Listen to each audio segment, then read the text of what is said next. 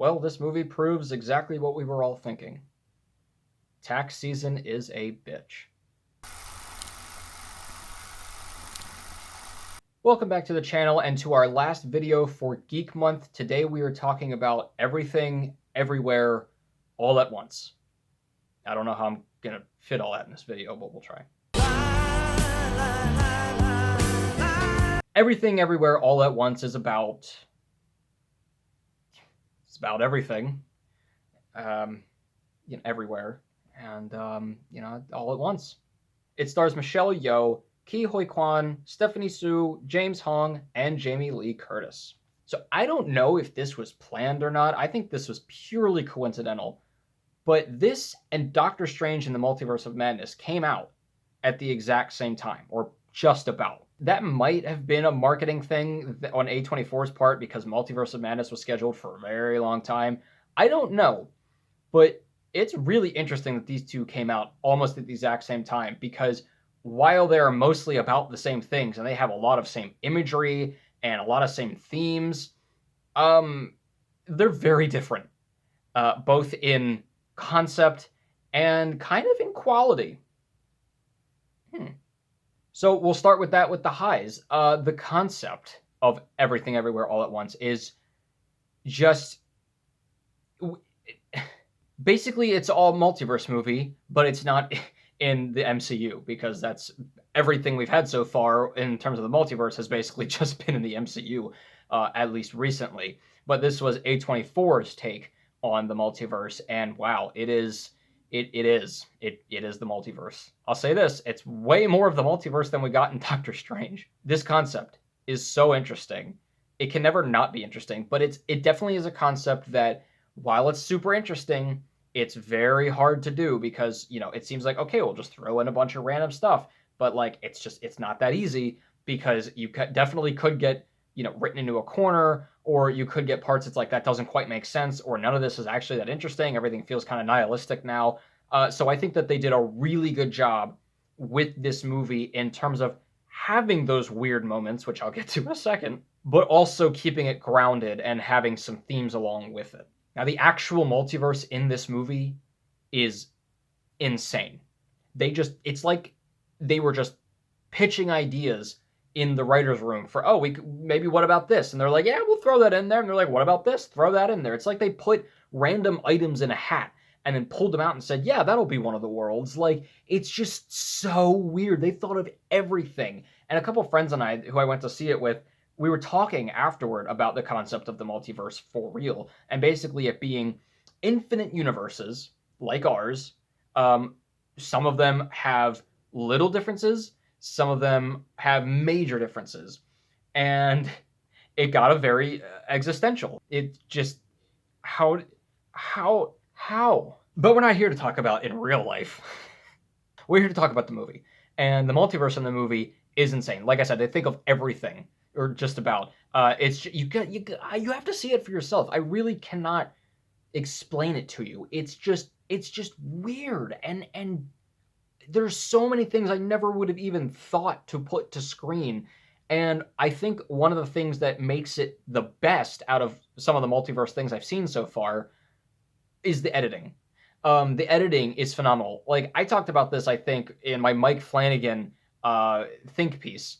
And talking about Oculus, that movie, and how it had to be edited just perfectly. And this movie has to do that. It has to be edited just perfectly in order for you to understand what's going on and for it to make sense, like just having just visuals, And I cannot believe how well done it was, that there was all these things going on and I could understand it. A24 movies are... A lot of them are ones that I'm like, okay, I should be able to understand this after a while. And then, not so much. And I kind of hate it. But this one, I went in expecting it to be so confusing. But they do such a good job with keeping the rules, not necessarily grounded, but giving you the rules, playing with it a little bit, giving you more rules. You basically get the first third of the movie is rules. And then from the rest of that time on, everything. You're grounded back in, okay, I understand what's going on again. You have to pay attention. It is a lot of effort. But if you pay attention, you'll know everything. And then it gets even better because once you know the rules, they'll be able to start doing something and you can anticipate what's about to happen. And it makes it that much funnier.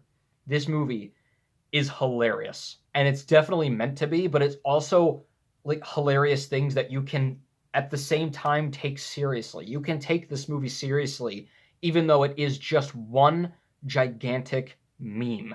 There's so many things in this movie that are like, this is just like early 2000s YouTube humor, but it works. It's hilarious for just how off the wall it gets. But even with all that off the wall stuff, it still has this groundedness, especially towards the end when you start to understand what's happening. Because basically, Michelle Yeoh's character, Evelyn, has to travel through all these multiverses because something is chasing after her. And once you find out what it is, who it is, why they're doing it, it gets a lot more grounded because it makes like the themes come up, and the themes are all about family and things like that without getting too specific. But it keeps that like seriousness there. Like it pushes the funny just to the brim, but it doesn't do it too much. And honestly, even if it did, I don't know. No, you know what? It pushes the funny way over, but it's still okay. And it's cool because the themes and how they, like I said, with the editing, how they were doing everything, it almost kind of gave me like vibes of The Giver.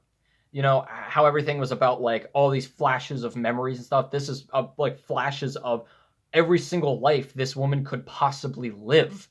And it's interesting. But it's like The Giver, you know, if it was just batshit crazy. The action too is amazing. There are so many fight scenes in this movie, and while they are again ridiculous, they're really good. They're really entertaining, very smart. The choreography is really great for them, but they do inventive things. They do a lot of things that are like really genius, really weird. But I really love them because what? Put my shoes on. Oh, okay, all right, yeah. Just okay. Now what?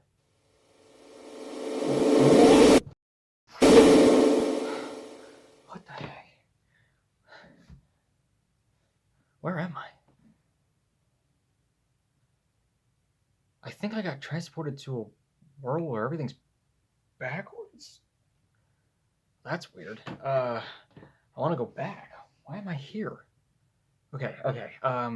Well, it seemed like if I did something weird that I would never do, it pulled me out and brought me to another universe. So I guess if I just do that again, it will allow me to go back. What's something weird that I would never do? Ever. Like, ever. Please unsubscribe to my channel.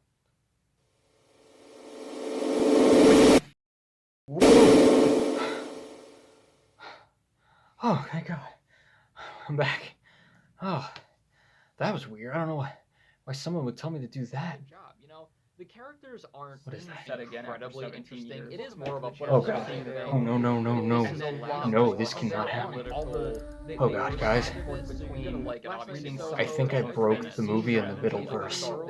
Did some funny bits with just my normal highs and lows. I'm actually going, but all the creatures make sections are just really interesting. There's so many. The first section is very eerie and weird. I'm going to granted there still are some of those things that call them my very first. And as always, of your most specific person in life. And just in Citizen Kane alone, and seeing the social media, like the girl with the dragon tattoo, and that's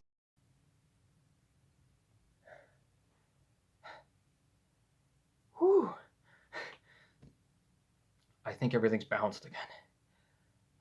That was weird. Don't mess with the multiverse. Seriously.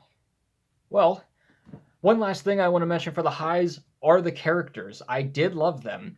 Evelyn, who was played by Michelle Yeoh, was awesome. I felt that maybe, you know, towards the beginning when things were sort of happening to her, that maybe she could have had more of a reaction. It was kind of like in Last Night in Soho when the main character, Thomasin McKenzie's character, didn't exactly. She wasn't like surprised when these weird things were happening. She was kind of surprised in this for sure, but not enough, I think, for what was actually going on. However, that's not really that much of a low or even a middle, because her character, to begin with, I think was just very whatever. Fuck all of this because my life is awful. So while it was weird, I could kind of understand that. And then her character arc was just awesome. Maybe she becomes a badass, and she has one of those endings that's like it's kind of happy, it's kind of not if you really think about it. But I thought she was great. But the best thing I liked about her character is that she is literally the main character because she sucks. And I know you don't know what that means yet, but you will when you go to see the movie. But hey, you know what? It just goes to show. It really affirms all of us, because even if you're bad at everything, one, I'm sure that's not the case. You just are a late bloomer and you're going to be fine. And two, there is a version of you out there waiting to be discovered, and it could be in this universe. You just have to go for it. You just have to make sure that you're doing everything you possibly can to be the best version of you. It's got to be in one of the verses. Why not this one? And then we get Ke Quan, which, if I said that correctly, he is Short Round from Indiana Jones and the Temple of Doom, and he was also in The Goonies. And yeah, he still talks like that, but he was badass too. I thought he was awesome because he basically plays well, obviously in this movie he plays all types of himself, but the two main ones are this really nerdy guy and this really awesome, he's able to fight everybody kind of guy.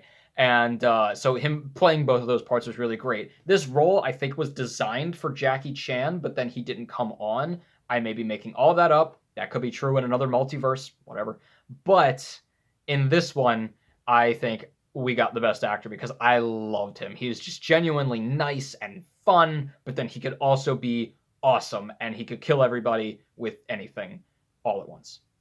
There is also another character who I don't really want to bring up, actually, even though I want to. I'm not going to, just because they have a lot to their character, and I don't want to say anything, give anything away about their character, so I'm going to leave them, but they were great. Finally, we get Jamie Lee Curtis, who I just never really expected her to do something like this for everything that she has to do in this movie, and I love her. Every movie she's in, I just love her more and more. She's great, and she was hilarious in this, playing kind of sort of a Karen, but also not really a Karen, and then kind of a monster all at the same time, which, you know, I guess those are interchangeable. But... So like I said, I don't really have any middles. I guess that one could technically be a middle, but in terms of lows, it's one of those movies that I'm like, is it a low, or am I just stupid?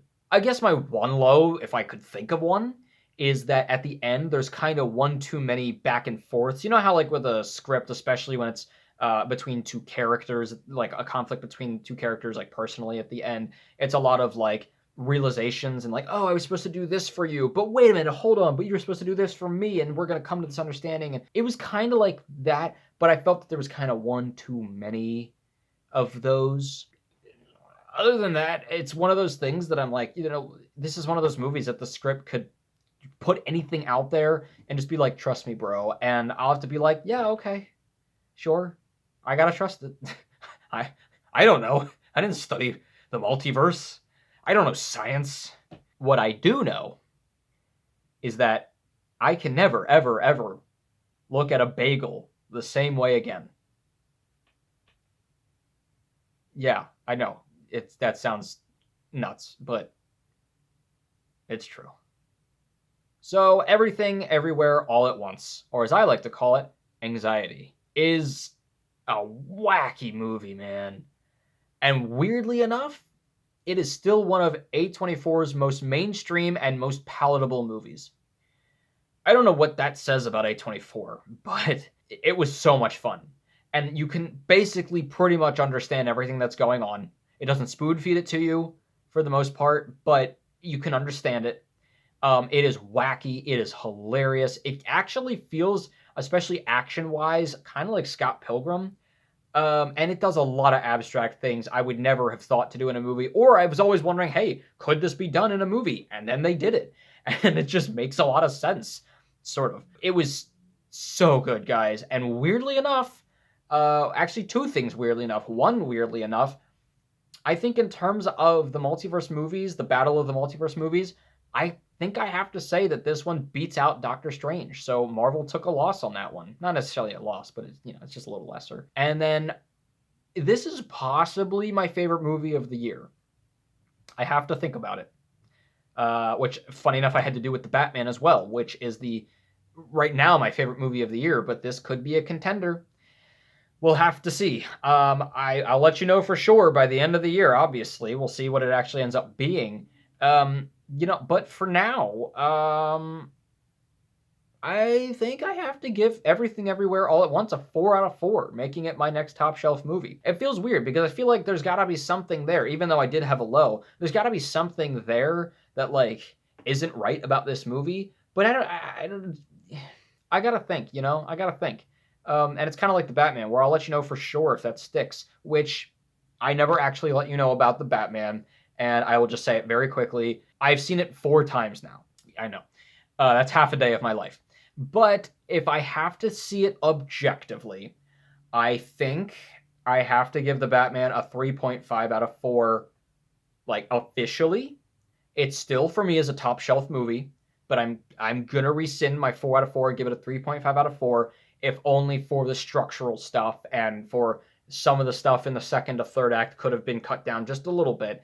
But I'm still giving it a 3.5 out of 4, and it is a very well-deserved 3.5 out of 4. Also, speaking of being everywhere, I recently went to Universal to visit Jared Talk Cinema, Jared Samarco down there, because as you guys know, we're really good friends, and we watch horror movies every week, and I wanted to go down there and visit him, and we went to Universal. You probably saw some of that stuff on my Instagram, but here's a short little video that we did while we were down there, and then I'll put some pictures up on my Instagram. I think I've done that already, so you guys will get to see a little bit of what we did down there, and it was super fun.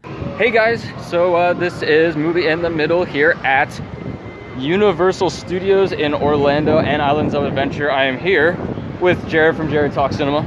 We've been hanging out all day and all yesterday and actually all tomorrow, and super excited. How did you like the park today? I know you've been a few times. Amazing. Yeah. Best park in the whole world. Dude, guys, I'm not a roller coaster person, but this was hella fun. I mean, the simulators are my favorites, and they have a ton of those, but they're the real deal. They're not even just like fun little things. They're like super insane.